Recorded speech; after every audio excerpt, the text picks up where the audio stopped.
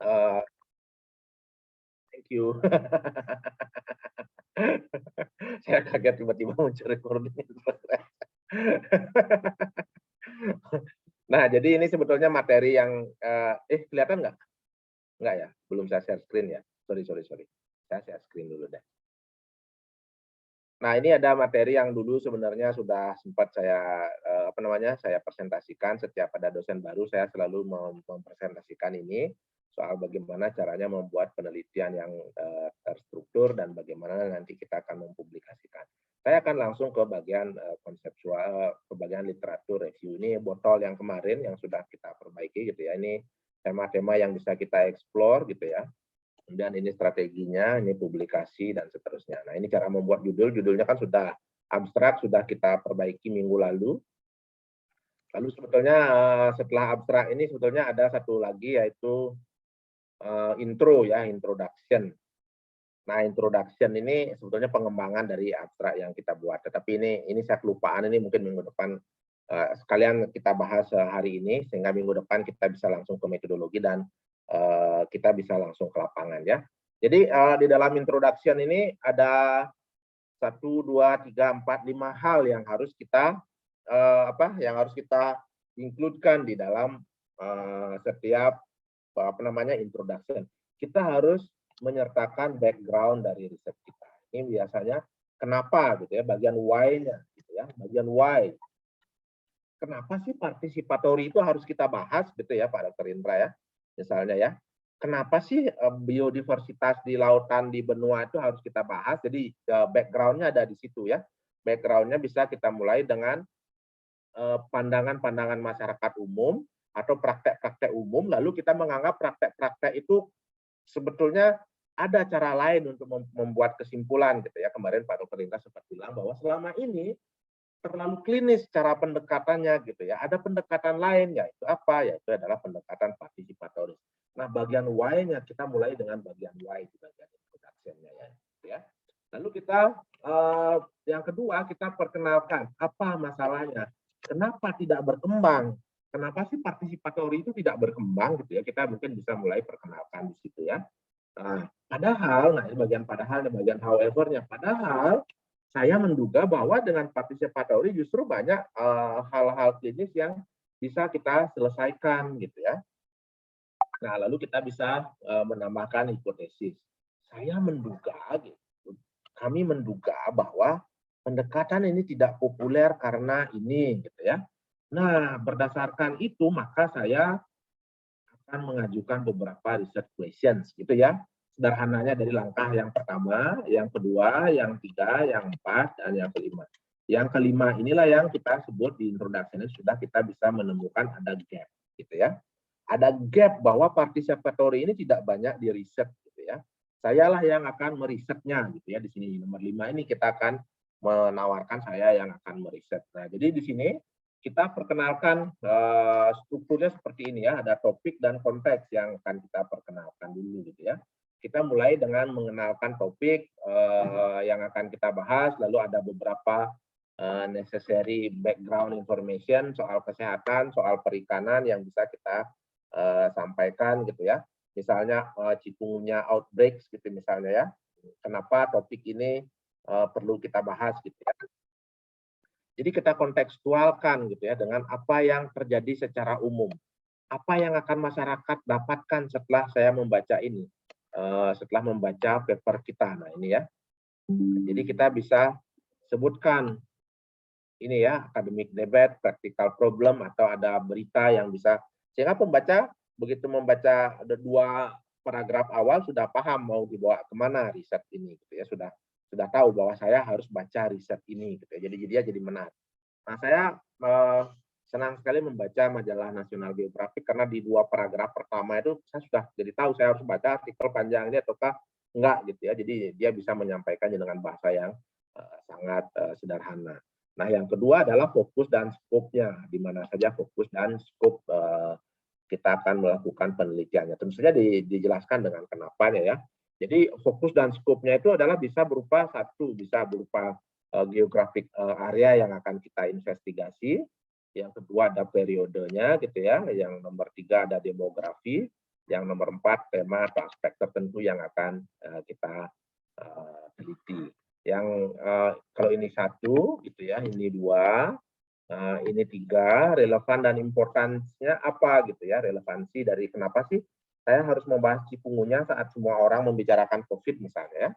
Kenapa sih saya harus membicarakan ikan saat lautnya mau diuruk gitu ya, yoga ya, misalnya saat mangrove-nya mau dijadiin marina gitu, kenapa kita harus bahas nih ikannya. Jadi dari situ pembacanya kan tuh, aduh saya harus baca nih supaya saya tahu gitu ya. Sehingga saya harus mendukung ataukah menolak nih pengurukan pengurukan laut misalnya ya.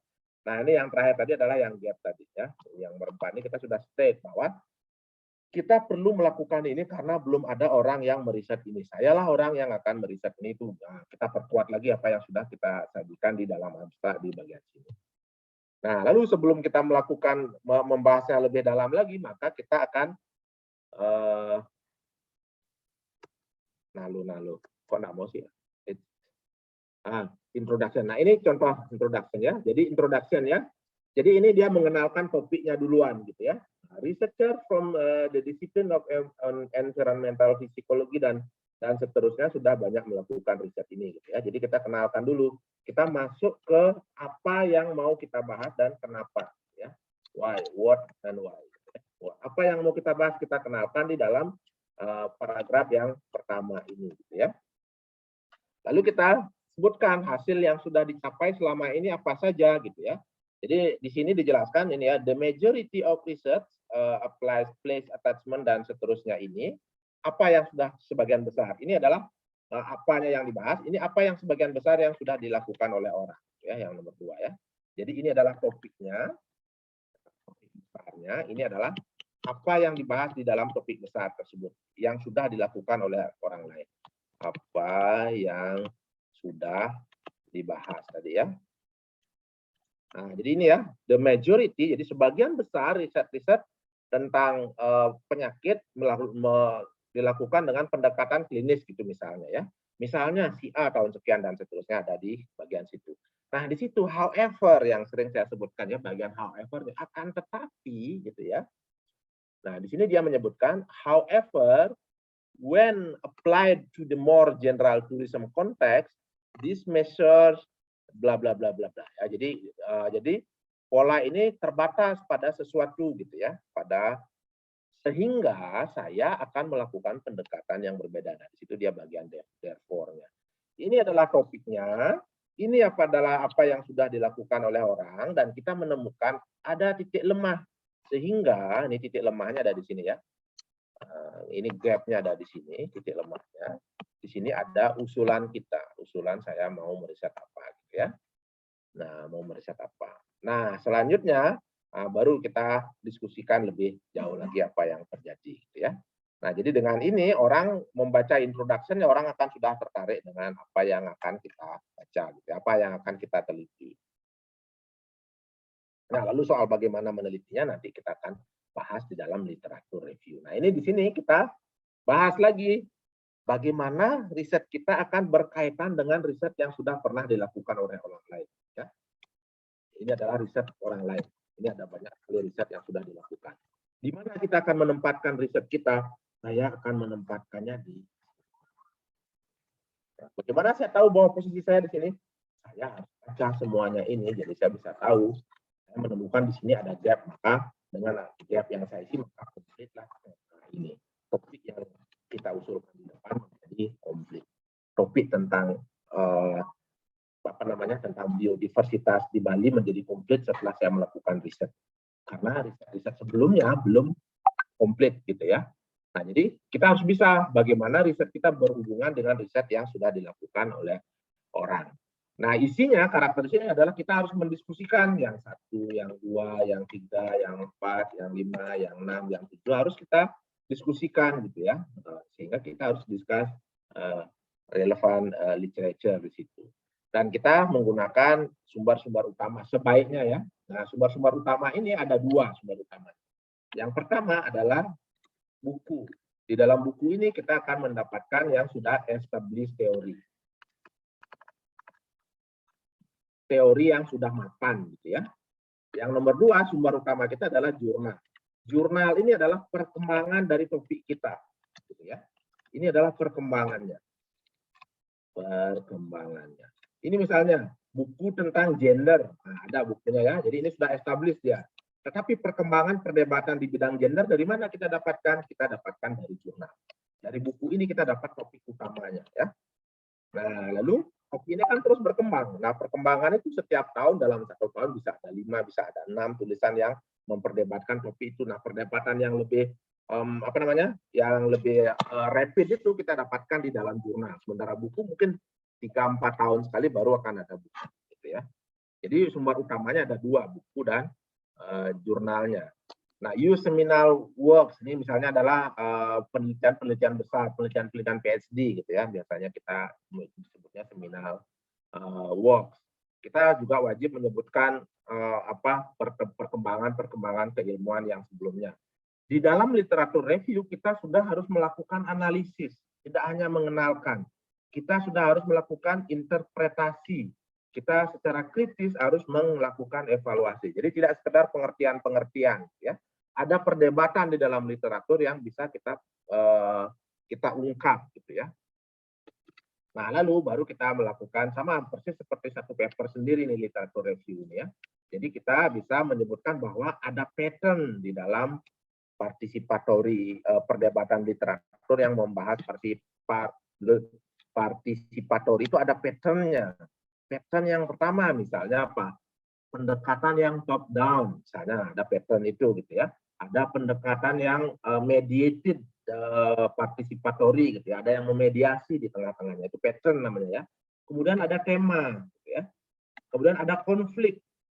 Kemudian ada gap gitu ya. Jadi di dalam misalnya biodiversitas itu misalnya ya ada pattern yang dilakukan oleh peneliti. Kelompok peneliti A melakukan penelitian bidang ini ada satu pattern gitu ya. Ada pattern ini bisa berdasarkan wilayah geografis gitu ya. Ternyata orang-orang di Amerika lebih tertarik membahas ini bisa berdasarkan wilayah geografis. Ternyata orang-orang di Asia melakukan ini bisa berdasarkan daerah geografis. Gitu ya. Temanya juga bisa berdasarkan geografis atau bisa berdasarkan tahun. Di awal-awal kemunculan partisipatori di tahun 60-an ini, tema-temanya adalah tema perlawanan terhadap dominasi pemerintah. Tema-tema di tahun 80-an ternyata ada berubah lagi. Tema-tema di dalam tahun 90-an berubah lagi. Ternyata pemerintah mengadopsi pendekatan partisipatori ini dalam kebijakan. Jadi kita bisa lihat berdasarkan apa literatur yang kita review ini, ada perubahan-perubahan tema. Ada apa? Ada konflik ternyata di dalam pembahasan tentang partisipatori ini. Gitu ya. Sebagian peneliti mengatakan pendekatan partisipatori membutuhkan biaya yang lebih tinggi dibandingkan dengan pendekatan yang top down. Selain itu dibutuhkan juga biaya yang lebih panjang dalam kurung Made Wijaya 2010 gitu misalnya. Jadi Pak Indra misalnya sudah mengeluarkan bahwa menyatakan bahwa pendekatan partisipatori itu berbiaya tinggi dan memakan waktu yang lama. On the other hand, gitu ya, di lain pihak di dalam pelaksanaan di lapangan ternyata partisipatori ini dianggap jauh lebih diterima oleh masyarakat misalnya ya. Itu adalah hasil penelitian Parawangsa 2011. Jadi ada konflik, ada perdebatan yang bisa kita ungkapkan di situ gitu ya. Nah, dari situ kita bisa hilang ya tulisannya kena coretan, hapus dulu bagian sini. Nah, jadi dari membaca literatur itu kita bisa tahu ternyata yang namanya partisipatori itu seperti ini gitu ya. Jadi kita yang sudah diteliti oleh orang itu seperti ini gitu ya. Nah, lalu kita bisa membuat kita bisa mengkonek-konekkan dalam studi yang lebih logis gitu ya. Bentar, nih mengganggu sekali nih. Nah, oke lah dulu. Jadi strukturnya adalah yang pertama tugas kita adalah mengkoleksi literatur atau mengumpulkan, lalu melakukan evaluasi, lalu kita lakukan seleksi. Saya jadi beli clear holder nggak ya? Kira ya? Nggak dengar dia. Mana coba pinta? Oh belum ya? Oke. Jadi nanti kalau misalnya saya biasanya punya clear folder tempat saya, kalau saya ada jurnal baru di bidang ilmu saya akan masukkan di dalam clear folder itu. Lalu saya akan tandai gitu ya. Saya tidak mengumpulkannya hanya pada saat melakukan riset, tapi setiap saat saya melakukan itu. Jadi pada saat saya akan melakukan riset, saya sudah tahu, saya sudah punya yang berdasarkan tahun berurutan di bidang yang saya teliti. Ya, yang pertama kali mengeluarkan partisipatori itu misalnya siapa, Einstein gitu ya, nama Sherry Einstein di Amerika gitu ya, di US. Saya kayaknya masih punya di folder saya yang partisipatori itu. Lalu kalau saya menemukan folder artikel tentang itu saya akan masukkan. Jadi saya akan punya kebetulan nggak ada nih nah, jadi saya akan punya satu folder gini yang isinya judulnya partisipatori, perkembangannya ada gitu ya. Jadi tahun ke tahun saya bisa urutkan. Nah, lalu kita bisa, saat saya sekarang melakukan penelitian, saya akan melakukan evaluasi mana yang paling relevan dengan kondisi yang mau saya tulis. Jadi berdasarkan relevansinya saya akan keluarkan. Nah, ini yang akan saya bahas di dalam literatur review saya. Ya, jadi dengan mudah kita bisa dengan mudah kita bisa melakukan ulasan.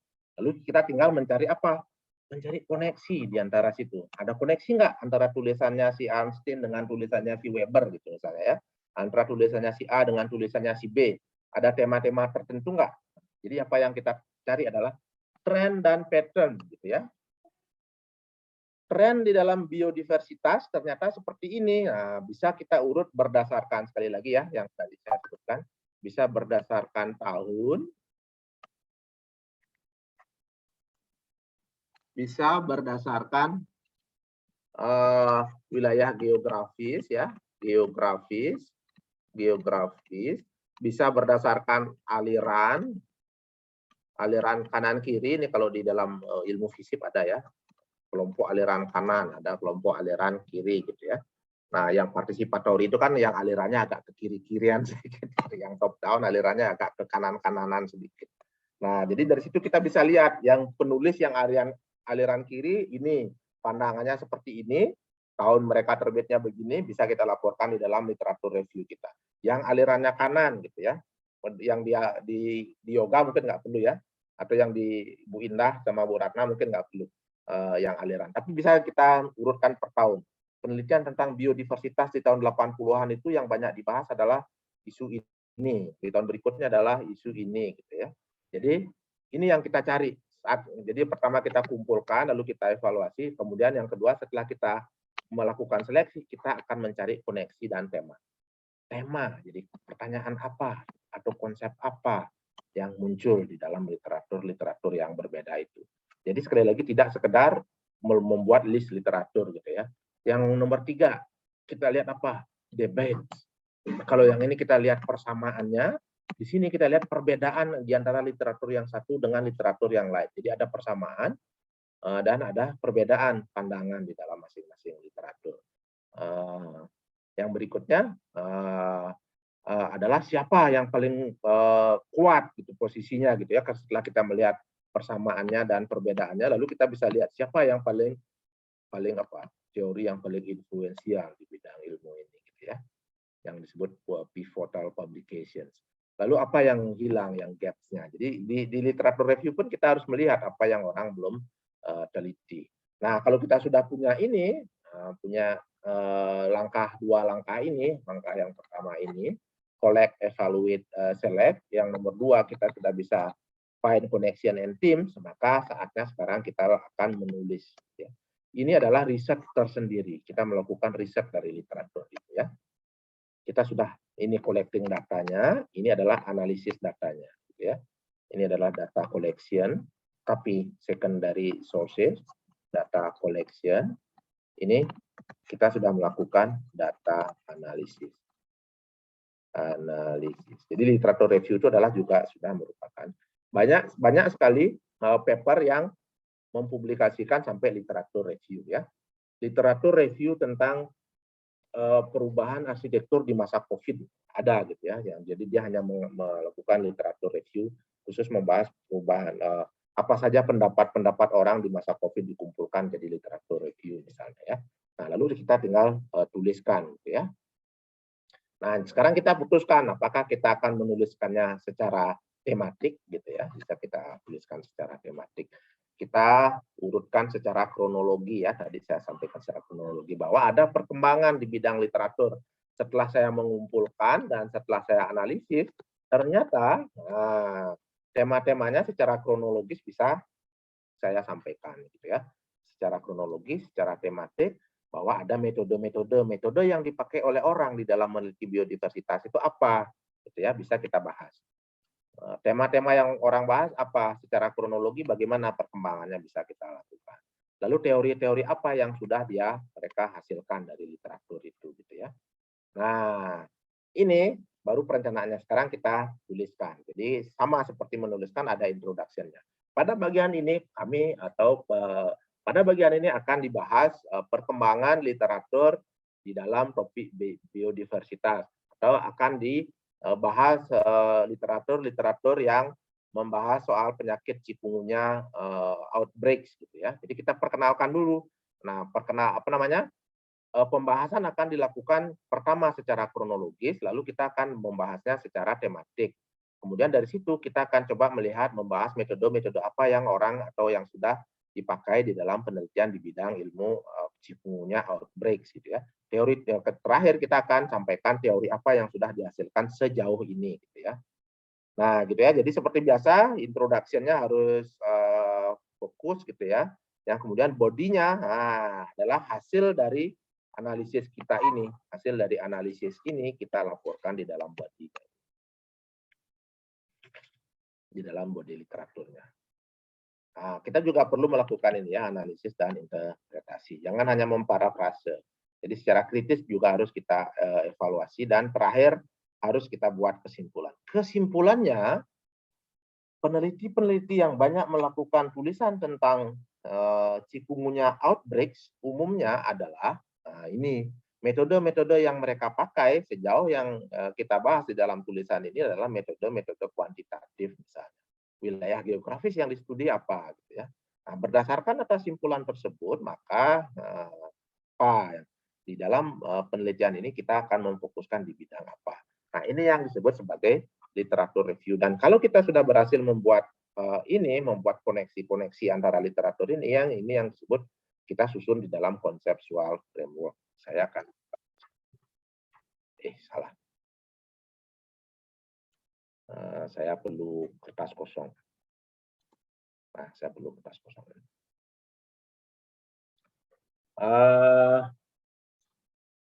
Saya nggak tahu. Hasil literatur itu ada dua literatur. Ya. Ada yang disebut sebagai theoretical framework. Ada yang disebut sebagai conceptual framework.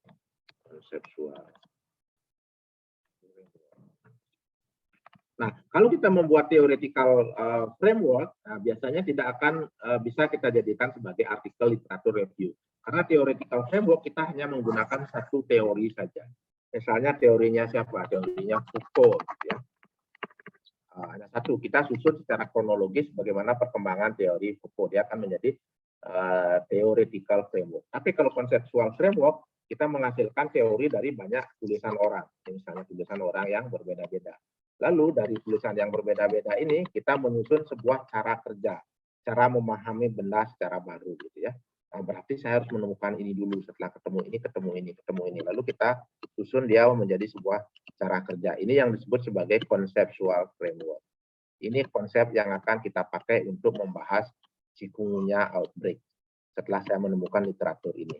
Nah, jadi hubungan antara literaturnya bisa kita jalin, lalu ini yang akan saya lakukan. Nah, ini yang disebut sebagai conceptual framework gitu ya. Nah, rasanya di sini kita akan mengembangkan yang disebut sebagai conceptual framework karena semuanya tidak menggunakan ini yang disebut sebagai pre-established theory. Gitu ya. Nah, sebutannya serem gitu ya, padahal sebenarnya biasa aja gitu ya. Tidak terlalu serem gitu, bukan biasa, tapi tidak terlalu serem.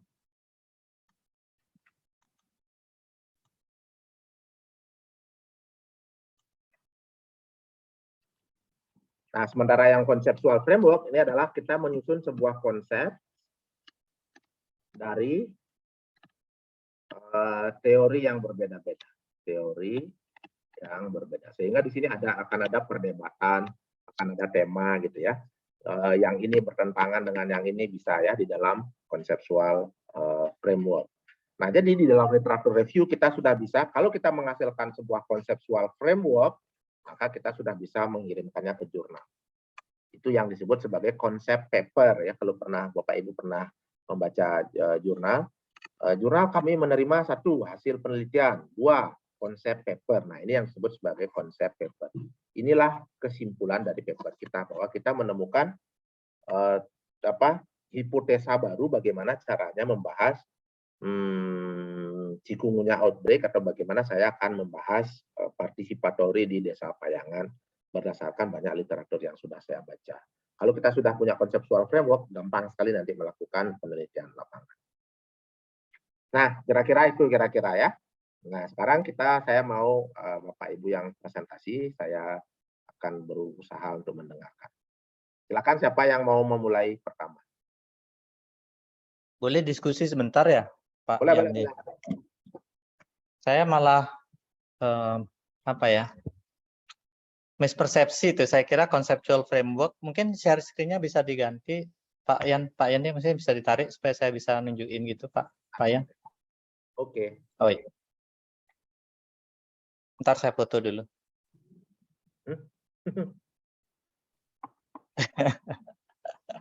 Saya foto dulu sebentar. Oke. Udah buat coret-coretan berarti. Pas lagi minum.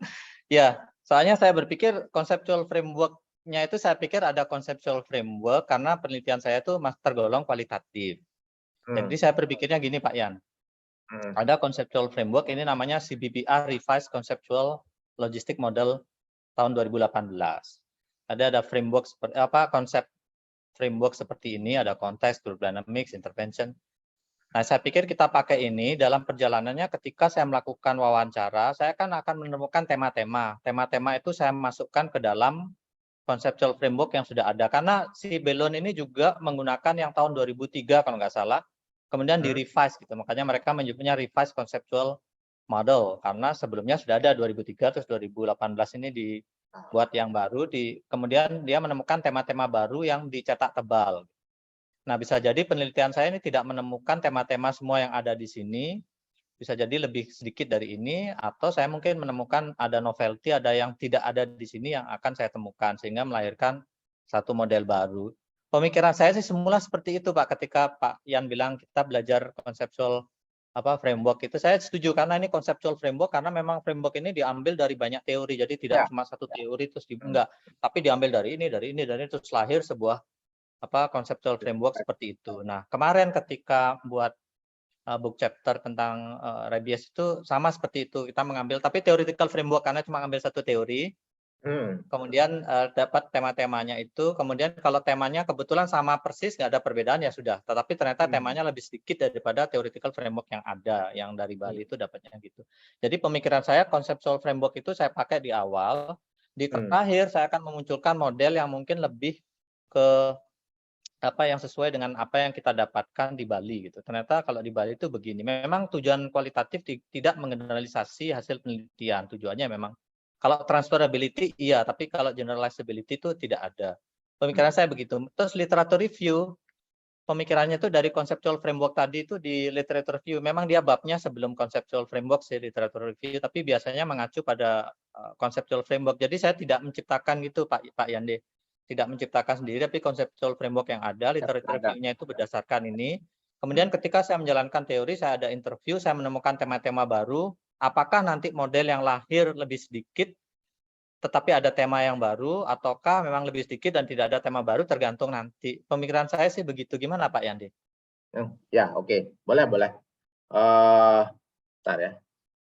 Giliran lagi, saya lagi yang share screen nih. TikTok nih. Saya perlu halaman kosong. Saya suka coret-coret. Jadi yang Pak Dokter buat, ini sudah ada conceptual framework ya. Conceptual framework yang disusun ada banyak teori ya. Iya. Tapi ini dilakukan oleh orang lain ya, benar nggak? Iya. yang Persis. membuat ya. Nah, Iya, konsep framework ini mau kita pakai untuk bawa ke lapangan gitu ya. persis, Sekarang persis saya ya. akan ke lapangan. Nah, nanti kesimpulan saya adalah apakah CF itu Iya, gitu ya. Kira-kira ya kita akan iya, mengkonfirm CF ini akan kita confirm di payangan misalnya ya. iya Payangan Pak ya. ya. Nah, ini konteksnya ada di sini ya, konteks. Apa yang bisa saya simpulkan dari penerapan konseptual framework ini di lapangan? Bisa dipakai, gitu ya, bisa dipakai, tidak bisa dipakai, atau apa gitu ya. Ini akan ada banyak kesimpulan berdasarkan setelah saya terapkan ini di sini gitu ya. Kita akan melakukan modifikasi terhadap framework ini gitu ya. Terakhir ini kemungkinan akan ada modifikasi terhadap framework yang ada ini gitu ya. Kira-kira ya. Iya. Nah, di sini sebetulnya kita ada, kalau misalnya kita membandingkan beberapa konseptual framework juga bisa, tidak harus beberapa teori. Ini ada CF1, ini ada CF2, lalu dari ada CF3. Kita bisa membuat hipotesis sebenarnya di sini gitu ya, meskipun hipotesis lebih banyak digunakan di Kuanti. ya. Kita bisa menggunakan hipotesis, tapi kita jangan dilaporkan di belakang kepala, kayaknya nggak cocok nih gitu. Kita sudah pegang di belakang kepala kita ya. Bear in mind bahwa saya punya dugaan beda nih, makanya saya mau tes gitu ya. Bisa dengan pendekatan semacam itu. Tetapi sekali lagi tetap kepada pembaca tetap kita harus sajikan kenapa yang ini yang kita pakai. Ya. Kenapa why-nya, kenapa ini yang kita pakai. Lalu kita harus menjelaskan dulu teori dari masing-masing sehingga konseptual framework-nya si siapa tadi Brunel ini bisa dalam dugaan kita akan cocok kita pakai gitu ya. Kita tetap harus membangun argumen di situ.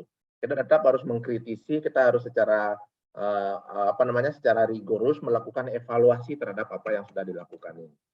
Ya, kan tetapi apa yang dilakukan oleh orang ini rasanya tidak bisa 100% diterapkan atau tidak bisa sepenuhnya diterapkan di dalam konteks wilayah tropis atau di dalam konteks Pulau Bali dengan input yang berbeda-beda. Nah, dengan demikian saya akan mengujinya di payangan. Itu bisa ya di dalam literatur review-nya bisa kita lakukan begitu. Nah, ini misalnya ada konseptual framework. Ini CF gitu ya. Nah, konseptual framework ini saat dibawa ke lapangan akan ada banyak pengaruhnya, misalnya pengaruh konteks. Pengaruh ada kebijakan atau governance system gitu ya. Karena partisipatori ya, governance system.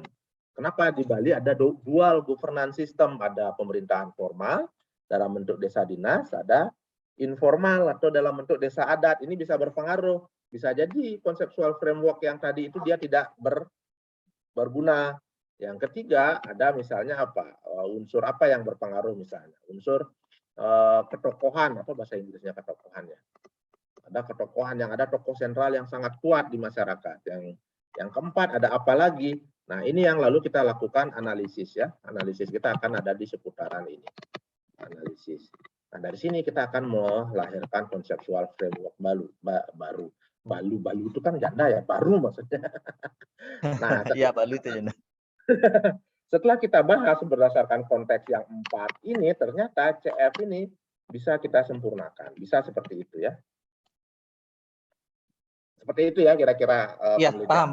paham Pak Yan. Paham Pak Yan. Jadi sekali lagi, meskipun kita menggunakan CF ini, tetap kita harus perkenalkan dia kepada pembaca kita. Lalu kita harus perkenalkan dia terhadap konteks ini, sistem governance. Ini juga harus kita cari di dalam literatur. Ya. Jadi ini adalah satu literatur, yang CF ini adalah satu literatur yang tadi 2018 tadi itu ya. Lalu kita lengkapi dengan literatur tentang konteks, tentang wilayah-wilayah di payangan. Kita harus lengkapi dengan literatur tentang governance. Kita harus lengkapi dengan literatur soal ketokohan atau leadership. Kita lengkapi dengan literatur apa. Lalu kita membuat sebuah framework yang seperti yang saya gambar ini, bahwa framework ini akan saya uji dengan konteks yang ini, yang kita lengkapi ini. Itu ya?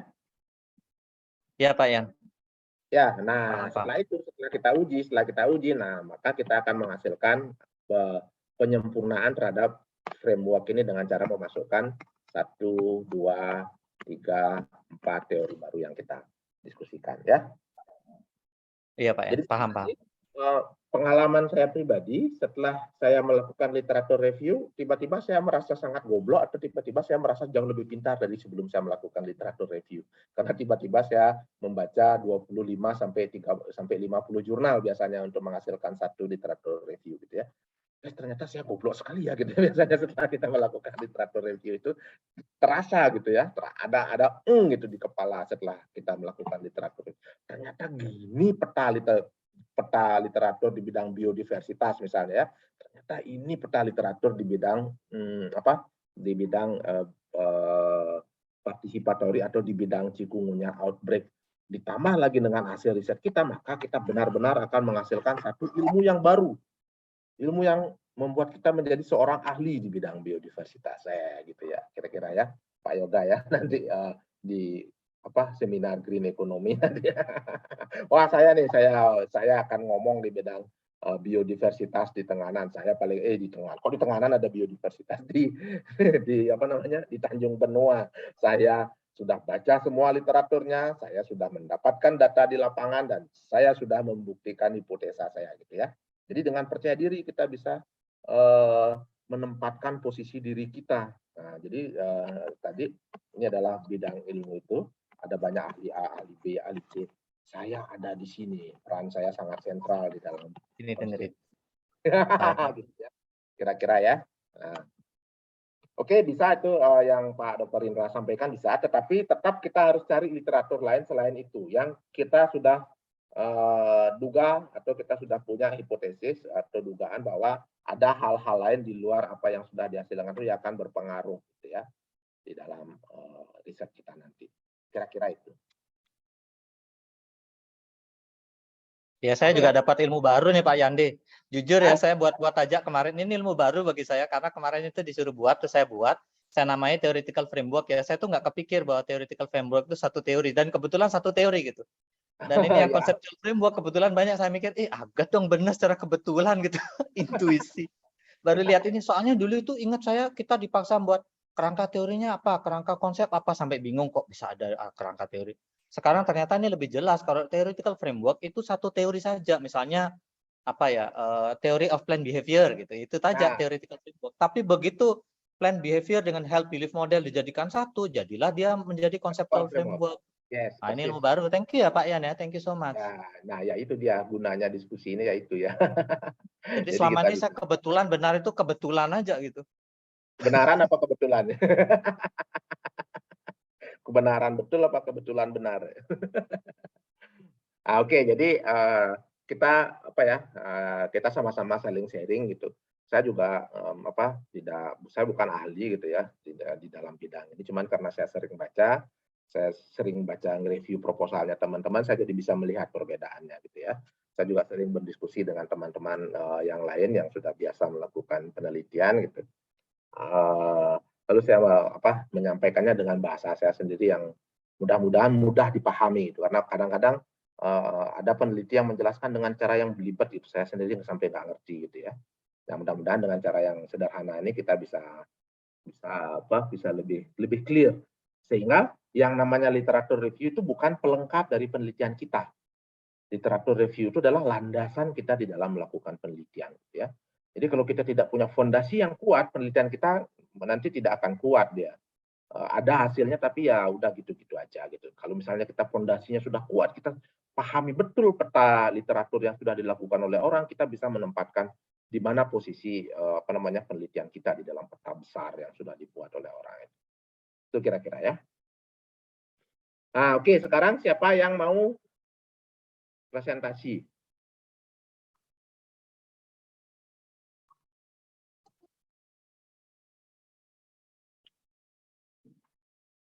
Silakan. Silakan Pak Yoga, silakan.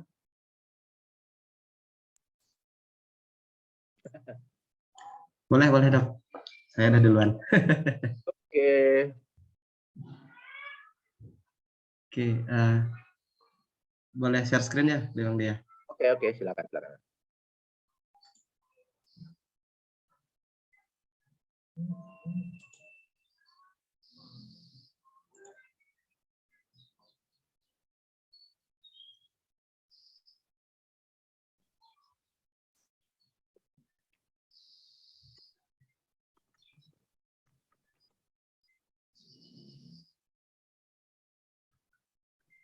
masih belum pihak.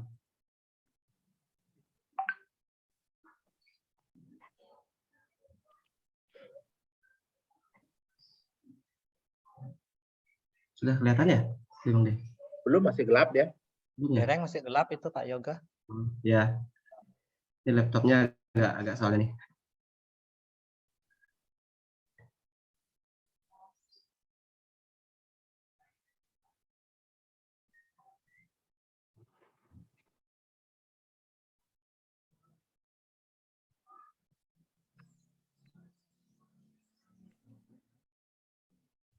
Sekarang udah kelihatan? Ada. Ya, ya. Oke.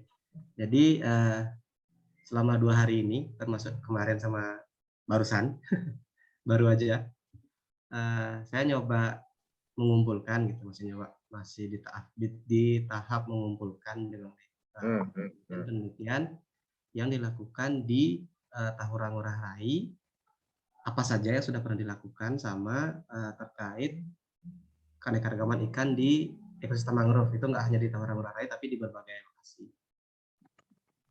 Untuk di Tahura Ngurah Rai sendiri, itu sebenarnya sudah banyak penelitian yang sudah dilakukan seperti itu, mulai dari citra satelit, carbon stock, kemudian distribusi kesehatan mangrove-nya, makrozobentos, gas juga ada, kemudian pesemaian mangrove-nya ada, kemudian dampak pembangunan jalan tol terhadap ekosistem mangrove juga ada. Lalu daya dukung ekosistem mangrove terhadap hasil tangkapan nelayan juga ada, hasil tangkapan nelayan tentunya ikan dalam konteks ini. Kemudian sampai polychaeta pun ada. Polychaeta itu golongan cacing-cacingan. Itu juga sudah ada.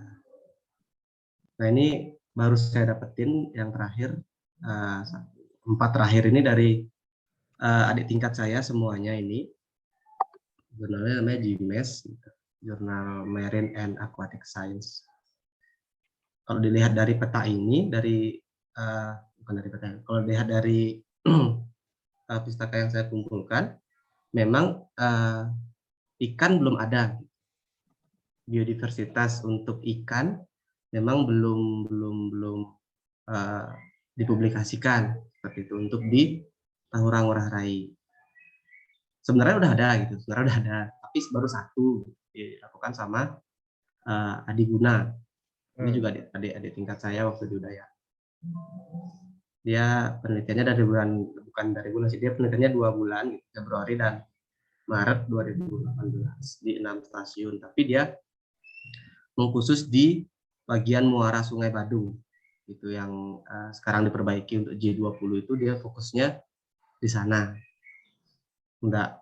Tidak meluas di Tahuranya, karena Tahura itu sendiri melintang sepanjang Teluk Benua, mulai dari Serangan sampai ke Nusa Dua, itu kawasan Taman Hutan Raya Ngurah. Kemudian kalau untuk penelitian keanekaragaman ikan di ekosistem mangrove yang lainnya banyak sudah dilakukan di Kalimantan Barat, Sumatera, Lombok, Sumatera Utara. Terus di Oman juga, di luar Indonesia saya dapat ketemu di Oman. Terus di Aceh, di Konawe Utara, kemudian di Muara Angke, Jakarta, Jawa Barat, Papua Barat, Bintuni. Kemudian Demak, Jawa Tengah. Terus ini juga di luar negeri, di Guinea. Sebagian besar hampir sama sih ininya, pertanyaan penelitiannya, mereka ingin mengetahui diversitas ikan yang ada di mangrove itu. Cuman memang metodenya beda-beda. Ada yang 11 stasiun, ada yang 9 stasiun, ada yang cuma 3 stasiun. Ada yang 1 tahun penelitiannya, ada 1 bulan. Memang beda-beda. Hasilnya juga beda-beda. Seperti itu. Melihat dari pustaka yang saya coba cari, memang kurang, meskipun sudah ada tapi memang kurang komprehensif gitu. Kurang komprehensif informasi terkait biodiversitas ikan yang ada di mangrove Tahura, Taman Hutan Raya Ngurah Rai yang ada di Bali. Padahal itu penting untuk diketahui, karena kan ya seperti dibilang sama Primangde tadi, mulai mau diuruk, sudah mulai walaupun ada G20 gitu, Bukan mau lagi, sudah diuruk kayaknya. sudah diuruk, nah itu sudah diuruk. Diam-diam. Pelabuhannya makin lebar, waktunya lewat, lebar pelabuhannya. Walaupun ada mangrove yang ditanam bentuk tulisan Kurang, G20, tapi kan kurang. nah, tidak menolong, itu tidak menolong. Bunuh dulu, baru lagi nggak. Nah, nah, beranjak dari situ, nah saya coba mau mengetahui ikan-ikan di sana kondisinya gimana sih, mulai dari jenisnya dulu lah, jenisnya apa saja. Apakah dari penelitian Adiguna ini yang ketemu 14 spesies ini apakah berkurang gitu, atau memang penelitiannya si Adiguna ini yang memang skopnya terlalu kecil. Nah, saya maunya agak tempat yang lebih luas, bukan hanya di muara sungainya tapi di hamparan tahuranya. Kurang lebih gitu Bli yang baru bisa disampaikan. Terima kasih.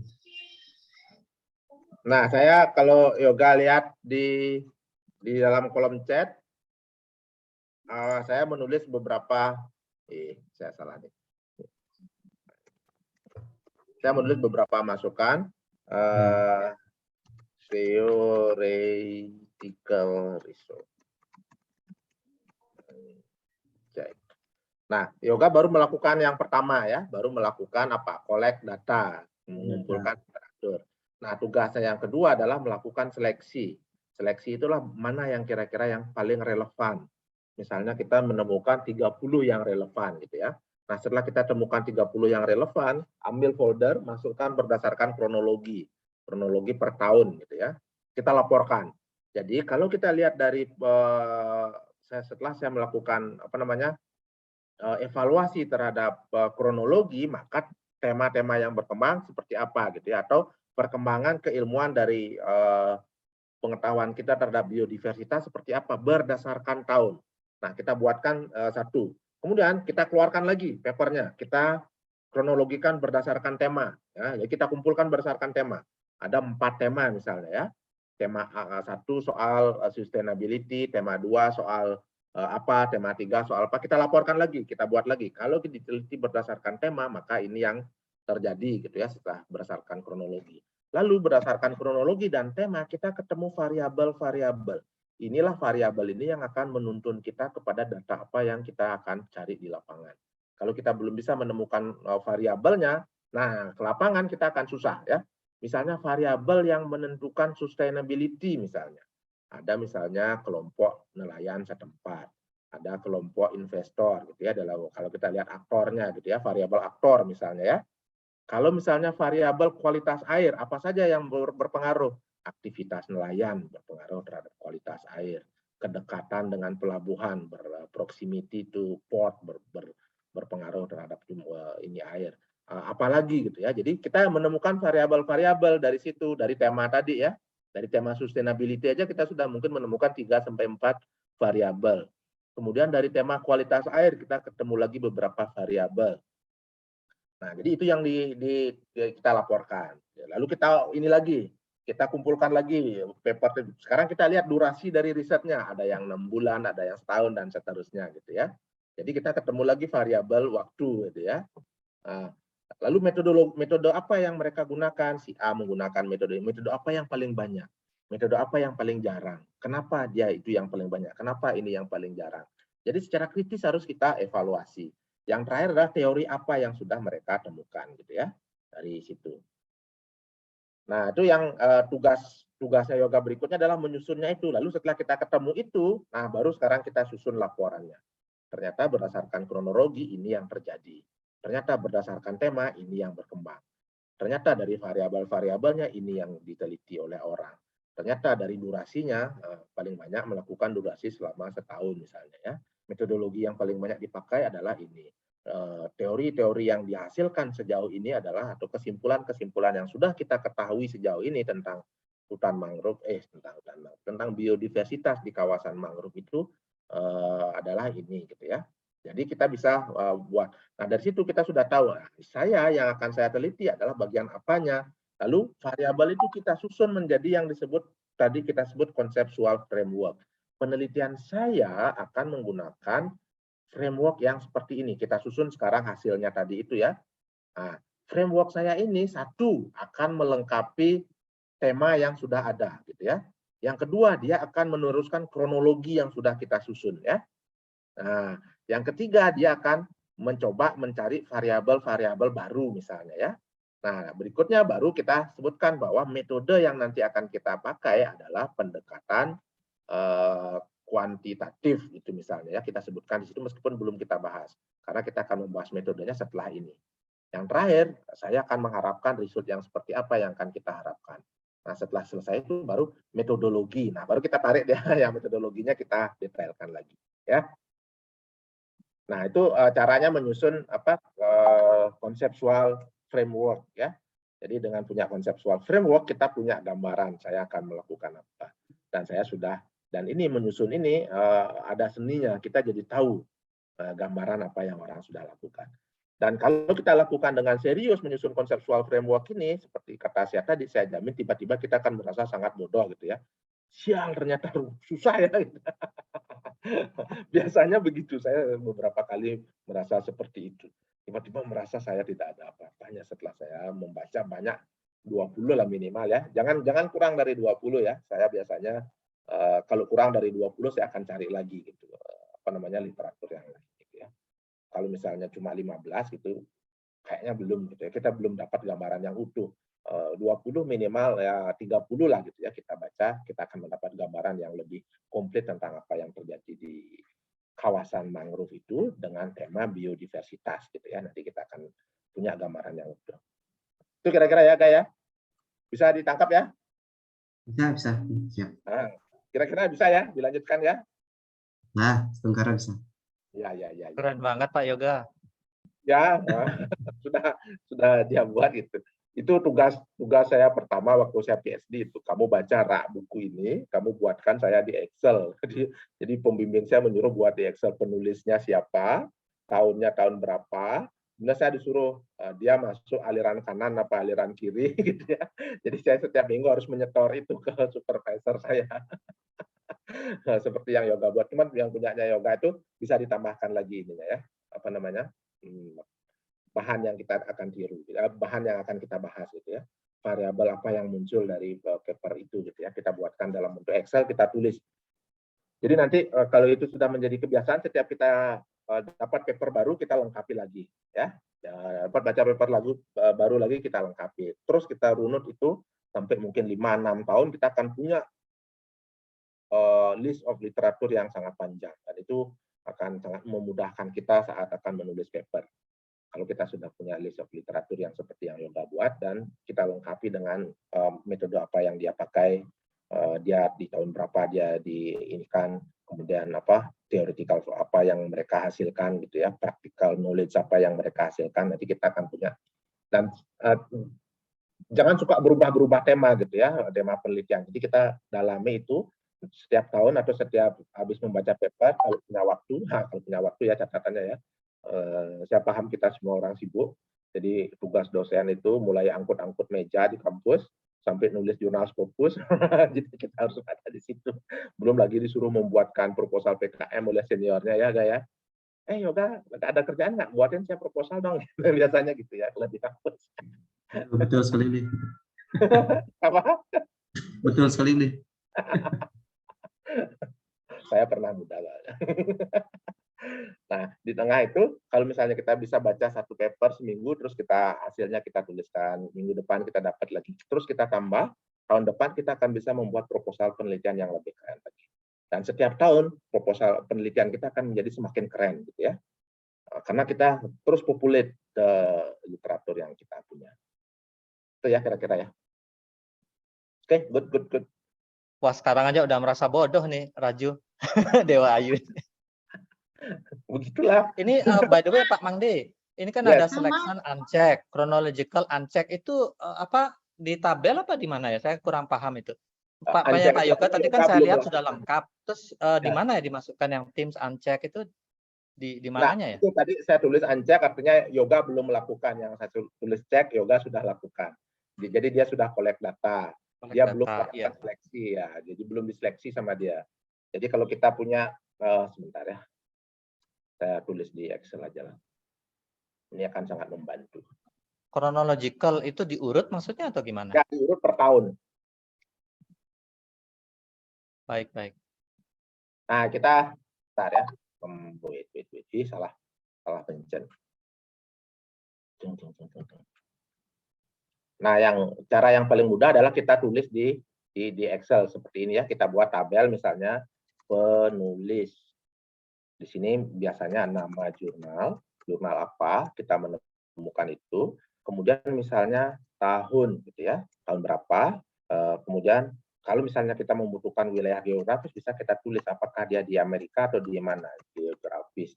Kemudian metode. Saya tidak begitu familiar dengan Excel ini.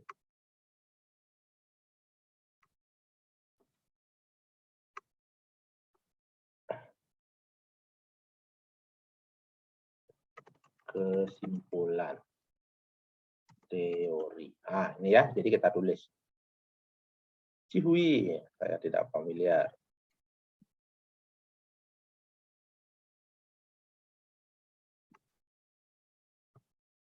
Misalnya Wijaya, nama penulisnya, nama jurnalnya apa? ARJ gitu misalnya ya, tahun 2001. Bali, kita tulis saja gitu ya, metodenya kualitatif. Kita jelaskan di sini bla bla blanya ya. Apakah menggunakan FGD, menggunakan wawancara, menggunakan apa, kita jelaskan di situ. Apa yang dia simpulkan gitu ya. Biodiversitas dipengaruhi oleh apa gitu ya. Jadi kita tuliskan seperti ini ya. Teorinya, teori baru apa yang dia temukan, apakah memperkuat teori existing ataukah ada teori baru ataukah mengkritik. Di sini bla bla blanya. Bla bla bla bla. Jadi setiap saat kita menemukan jurnal baru kita tuliskan. Jadi kita akan punya dengan mudah, kita akan melakukan analisis ya. Kalau kita bisa short berdasarkan tahun. Nah, tahun 2001 sampai 2010 siapa aja nanti akan keluar gitu ya. Kita short nanti berdasarkan metode yang menggunakan kualitatif siapa saja. Kita short berdasarkan teori baru yang dihasilkan. Nanti bisa seperti itu. Jadi setiap saat kita membaca jurnal kita buatkan ini. Tapi itu khusus untuk orang rajin. Kalau untuk orang malas seperti saya biasanya 2 minggu semangat, habis itu minggu ketiga hilang, minggu keempat lupa apa ya nama filenya, saya kayaknya pernah buat. Terus minggu berikutnya begitu ada jurnal proposal baru, ngumpulin lagi. Nah, kalau bisa kita tertib seperti ini, yoga sepertinya ya orang yang sangat tertib, dalam 2 tahun, dalam 3 tahun kita akan punya daftar jurnal yang kita baca yang cukup komplit. Tiba-tiba tanpa sadar kita sudah punya misalnya 100, karena saya sudah baca 100 jurnal dan saya sudah simpulkan, sudah saya lihat hasilnya gitu ya. Itu kira-kira apa, dokter ya?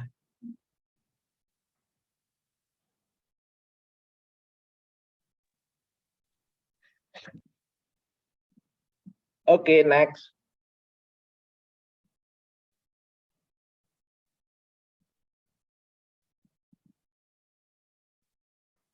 Siapa mau cerita next-nya? Join silahkan. Wahyu. Saya aja boleh nggak dulu, Dok? Oh iya. Saya dulu boleh nggak? Boleh. Indah. Ya. Sebelum anak saya nangis lagi. Sebentar ya. Saya yang dulu share screen.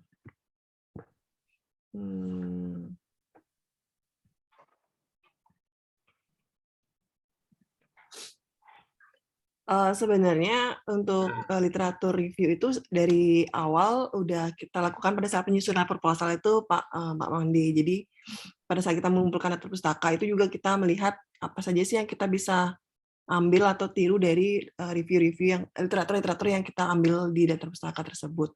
Ini beberapa sih yang saya sebenarnya ini sudah diseleksi dari awal, cuman yang lebih mendekati ini sudah saya lakukan bold. Jadi di awal kita dalam melakukan pendahuluan, saya mengambil tetap vaksin secara general. Jadi karena di sini kan mengangkat tentang tema vaksin COVID, tapi tetap kita ambil vaksin secara general. Apakah memang ada keraguan dalam vaksin secara general? Kemudian setelah dapat dari jurnal terdahulu, misalnya dari 10 tahun sebelumnya, saya ambil tahun-tahun yang baru yang menggunakan COVID-19.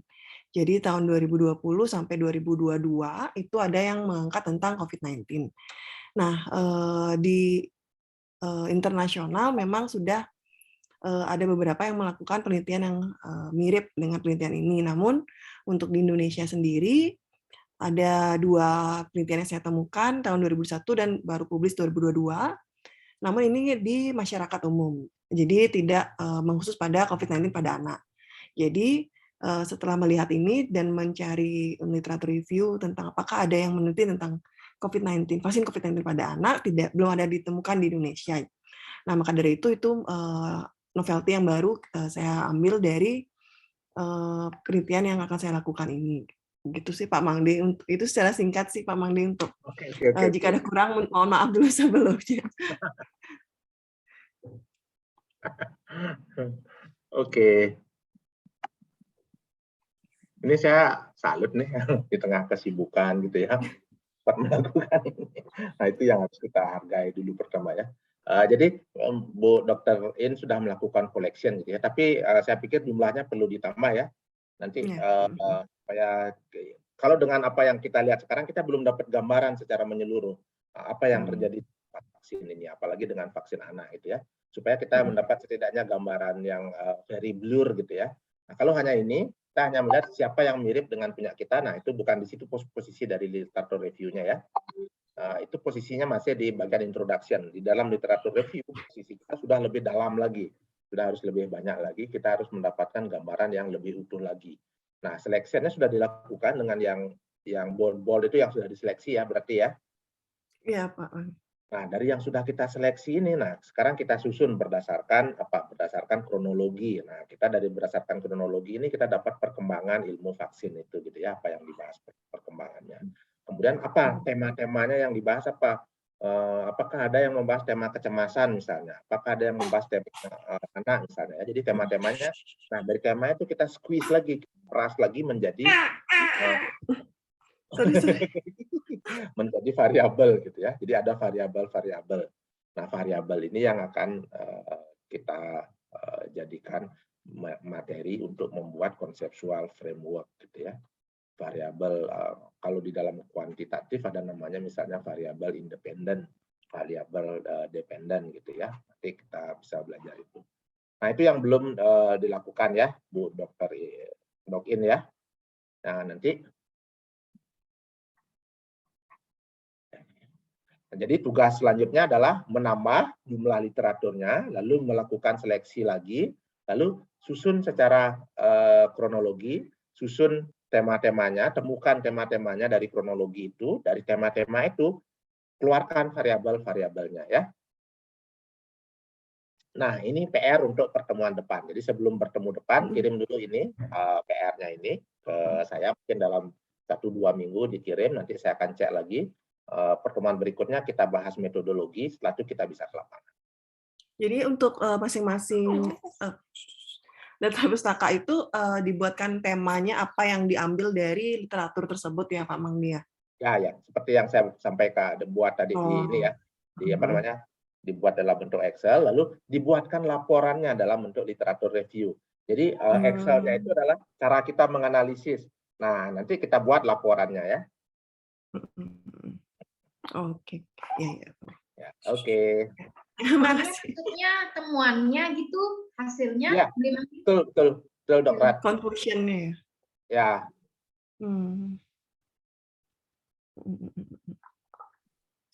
Berarti ditelaah masing-masing literaturnya itu. Ya, harus ditelaah, jangan cuma di list saja siapa yang sudah, siapa yang mirip. Harus kita baca betulan ya. Oke, terima kasih.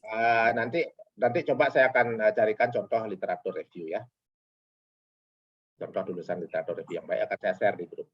Mudah-mudahan ntar malam bisa. Ntar malam saya nggak siapin. Besok penuh rapat. Ya, pokoknya saya akan share di grup ya. Itu saya ketemu. Iya, besok rapat green ekonomi. WIA apa namanya itu ya? Sama Pak Erawan. Betul. Iya, Dok, bisa ini Dok, share screen-nya Dok. Dok Indah ini baru melahirkan Pak Mangdi. Sorry. Pantes. Sudah Dok, maaf Dok. Iya, enggak apa-apa. Ya, saya sih mirip seperti, saya pikir Dr. Ratna Juwita juga mirip dengan Dr. Indah. Saya juga mirip dengan Dr. Indah itu karena dan tidak banyak gitu. Cuma belum saya masukkan ke dalam tabel-tabel. Misalnya ini ada social impact, ada community base. Nah, ini cuma belum saya masukkan dan memang tidak banyak, mungkin cuma berapa nih? 10 aja. Ya. Yang belum Baru dimasukkan collect- di baru collect tabel-tabel data ya. itu. Ya, Iya, masih baru baru collect collect ya. data. Tahapnya baru collection ya. Iya. Ya, Jadi, sama. sekali lagi literatur review adalah riset tersendiri, di mana datanya adalah apa yang sudah pernah dilakukan oleh orang lain. Nah, itu sebenarnya. Ya dulu waktu buat disertasi sih memang begitu buatnya kan, kita buat sampai berapa gitu kan, minimal pokoknya terakhir gitu. Pak Yoga kan udah S3 juga ya? Apa kan minimal sampai 150 ingat Pak ya? Belum, Dok. Saya belum S3, Dok. Oh, belum ya. Tapi saya nggak kepikir karena orientasi saya tuh di Sinta 3. Orientasi saya di Sinta 3, makanya saya pikir oh segini itu lihatin. Tapi saya lihat senang sih kalau kita bisa go di extra mile, saya senang gitu. Kalau memang kita bisa, namanya jam ya, go di extra mile. Kalau kita bisa go di extra mile, why not gitu. Ada sesuatu yang bagus. Justru ini gunanya di WARC, ketika ada yang lebih bagus kita terpicu gitu untuk. Soalnya kalau ini Pak Mangde juga tahu kalau di lingkungan fakultas itu kadang judulnya apa, lembar pengesahannya apa, budgetnya apa, bisa beda semua sampai Dok, ini Dok copy paste tuh gimana? Bisa judulnya apa, dalamnya apa, budgetnya apa, beda-beda semua. Nah, sekarang kita dibawa kalau bahasa Islamnya itu sirotol mustaqim, itu ke jalan yang lurus, yang benar. Ya, apa namanya? Kita mau mengurangi beban administrasi sehingga yang kita kedepankan adalah pengetahuannya gitu ya. Jadi skill baru apa yang kita dapatkan setelah dapat hibah di WARC, harapannya adalah kita jadi tahu gimana caranya buat abstrak gitu minimal ya. Lalu kita jadi tahu gimana caranya membuat introduction yang baik, tahu caranya mau melakukan literatur review gitu ya. Karena biasanya kan kita copy paste aja literatur dari tesis disertasi kita masukkan. Ya, pokoknya langsung definisi cikungunya gitu aja, gejala-gejala klinis cikungunya aja gitu aja. Ini penelitiannya apa, teori. Makanya Ratna Juwita beruntung karena disertasi kelak juga begini. Kadang kita lupakan literatur review, pokoknya rutin gitu aja. Cikungunya, Ya, definisi, pengertian gitu. Nah, saya sering sih melihat bagian-bagian Excel gitu. Sebenarnya saya itu fungsinya untuk apa ya? Karena selama ini kan kita bikin manuskrip itu kan kita langsung aja gablak gitu. Kita nggak kayak ini nih, nggak kayak Blioga ini, nggak ada collect, selection gitu. Ya jujurnya saya 3 kali sudah ya, dari pertama yang botol yang kita di situ, kemudian kedua online, dan ini saya merasakan sih bagus Pak Mangde, sepertinya kita betul-betul ke arah yang go di extra miles, itu melakukan sesuatu yang bagus banget. Mudah-mudahan.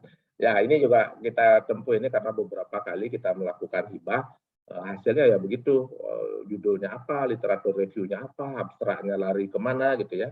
Hasilnya semuanya sih ada di struktur tapi nggak bunyi gitu. Nah, kita mau supaya si peneliti mendapatkan manfaat sebanyak-banyaknya dari uang hibah yang kita hibahkan gitu ya. Tidak hanya mendapatkan uangnya itu saja, tetapi memang benar-benar kita gain something gitu ya, kita dapatkan insight baru gitu.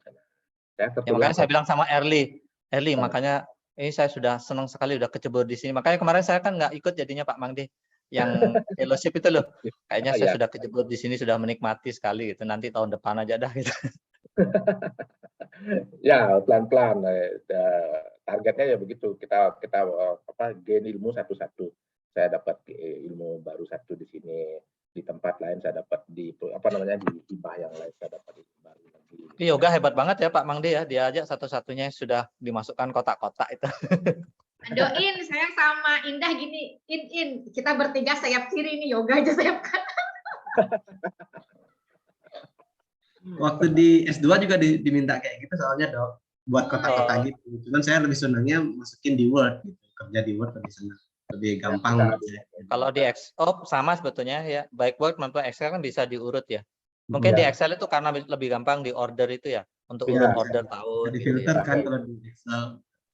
Bisa di hide bagian yang tahun 2001 hide dulu semua bisa gitu ya, itu benarnya kalau di Excel. Jadi yang muncul yang 2010, jadi bisa kita tulis yang 2010. Oh iya, di filter, persis. Ya, bisa di filter. Itu menangnya kalau di Excel. Kalau di Word nggak bisa di filter. Oke, Dok Rat. Masih mute. Iya ya, sorry.